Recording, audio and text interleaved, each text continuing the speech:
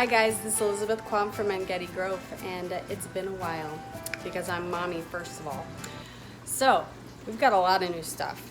We got Kalina, she's pregnant, and we have ducklings hatching, but the incubator shut off twice during the hatch, so I'm hopeful that we get some ducklings. And shipping the birds, I've learned that there is not a restriction right now other than shipping to Canada and Hawaii, because right now in Iowa we have the avionic flu, bird flu.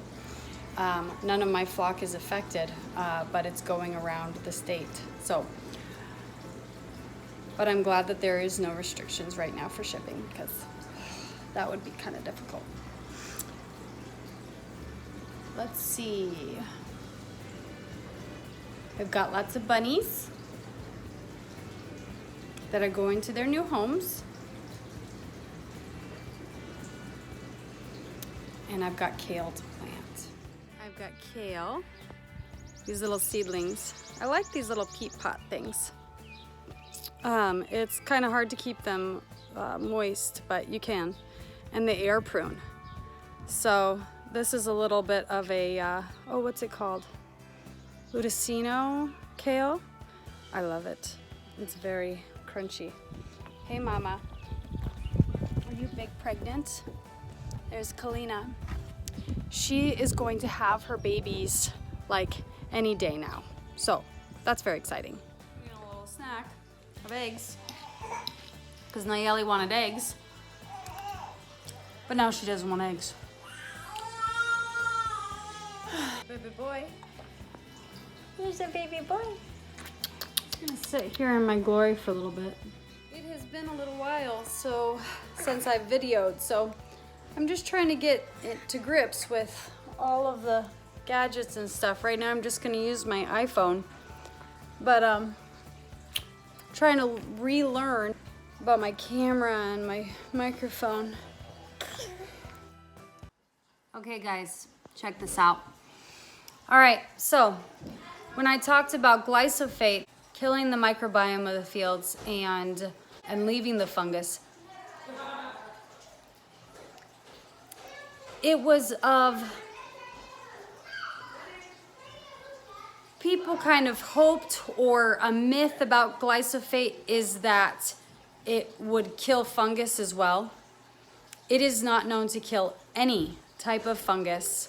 Not only is it not known to kill fungus, but it is actually known to feed fungus, even in higher concentrations.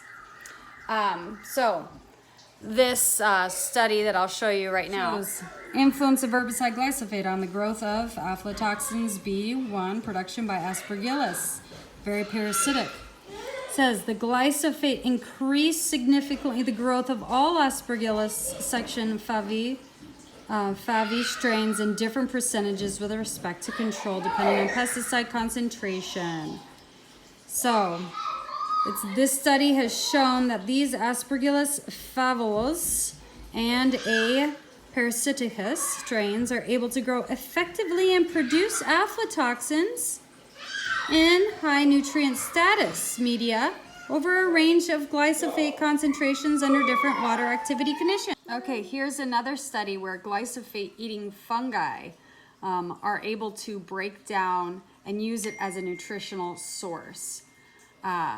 Yep, so they eat glyphosate. Mom, that's not good. That's feeding fungus. Feeding fungus and killing the bacteria of the field. Eek. I hear peeping inside of there. Whoa, did time get away from me today? We are already making supper.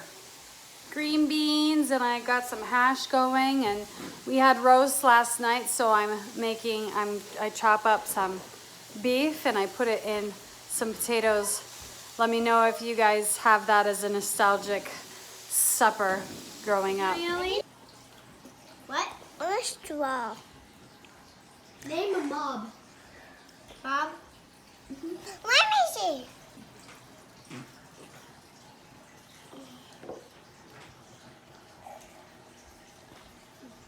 You give up?